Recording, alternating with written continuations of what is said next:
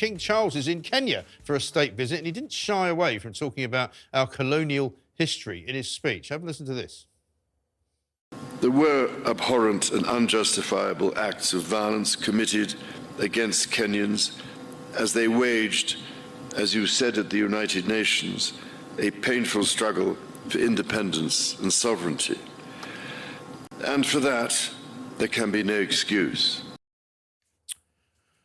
No excuse. Many people didn't think that King Charles would go quite as far as he did. He didn't quite apologise because there's government policy which suggests that you can't actually do that as the ruling monarch. And he doesn't appear to want to move anywhere near the conversation about reparations. But it's obviously a very touchy subject. And as we were talking about earlier on in the show, this isn't a long time ago we're talking about. We're talking about in the reign of Queen Elizabeth II, King Charles's mother. Let's talk now to the editor-in-chief of Majesty magazine, Ingrid Seward. Ingrid, very good morning to you. Thanks for joining us. Good morning. This was an interesting speech for lots of reasons, really. Did he go further than you expected him to? No, I think it was very measured. I think that King Charles is a wonderful orator, and he manages to slip the really important pieces, which he described as with deepest regret. He manages to slip that into like the main body of his speech in a very professional way. So it's very smooth. I was so impressed by his speech because he also made it very personal at the beginning. Then you can feel then the hand of the government written part, and they had to say something, but you know, he was delivering that, and he delivered it as if he really, really meant it. So I think it went down pretty well. Yes, and I think there's obviously enough time has passed between those times and now for there to be some sort of, I suppose, recognition, if nothing else, that all was not as it should have been. But in the end, also, it was a very different time as well. So, I mean, he had to make sure that he didn't overstep that apology mark, because I think I'm told that politically speaking, he can't do that, can he? No, he can't. I mean, the Mau Mau Rising, I believe, had actually just started when Princess Elizabeth and Philip were there visiting Kenya just before, literally, just before her father died. And there was already rumblings, and they were sort of saying, we can't go there, there's Mau Mau. Yeah. But what it was the tribal, the Kikuya tribe, I think that's how you pronounce it. Forgive me if I'm wrong. They were uprising really against the ancient white settlers of Africa who took their land. So it's a bit like, if you like, it's a bit like the Indians and the Americans. So we came and settled on their lands, and they had to move. So it was very poignant. But I think in 1982, we actually gave them some reparation, £20 million, which actually wasn't a great deal of money, because I think it worked out at only about £2,500 per person. But we have made overtures to try and correct it. But a lot of our colonial past was because the way things were in those days, and they were pretty brutal.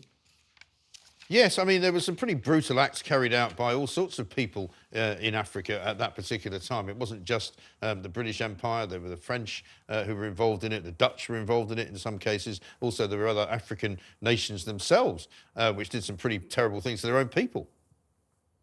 Oh, absolutely, they did. And, and what they used local guards to guard these prisoners. And, and the local guards really tortured them and did some terrible things to them. So there's a lot of bad feeling. But as the king said, and as the president said, we have to move forward and, they forge our relationship together going forward and not keep looking back on the past. But we are sorry about the past, but we now have to look forward rather than back. Right. And do you think this will kind of put a lid on it then, if you like, if that's the right phrase? I mean, is it going to be something I don't know that there will ever... Go on.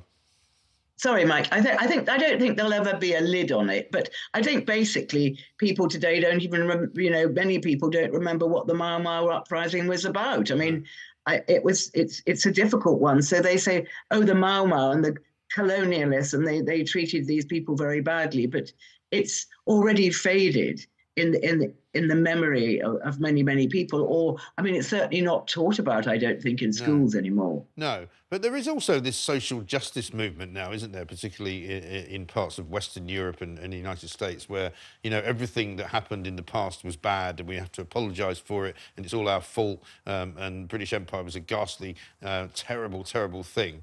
And there's never any conversation about some of the good things that may have come from it. No, I think the late Queen was very conscious about, you know, the failings of the empire which went before her. So when the Commonwealth was formed, she was absolutely determined that it was really going to work for the people that had been oppressed by the empire.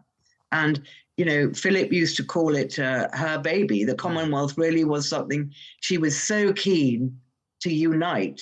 And you know, because Charles knows how much it meant to his mother, it means a great deal to him. And he's also very keen to keep things going smoothly and do as much as he can. And I think that one of the main roles of the Commonwealth now is climate change.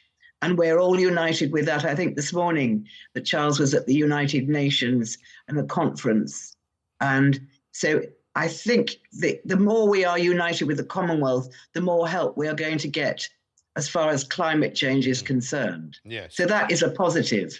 And also for members of the Commonwealth, that, you know, if they have a parent or a grandparent that lived in the UK, they're entitled to come here. They can get jobs. They can go to the military. I mean, it doesn't sound very exciting to you or I, Mike, but I mean, it means quite a lot to them, I think. Well, I think if they could get their heads around, you know, Commonwealth people and Commonwealth citizens getting access to come and live and work in this country ahead of people who are coming here illegally, I think that might be a thing. But I'm sure you don't want to argue backwards and forwards about that.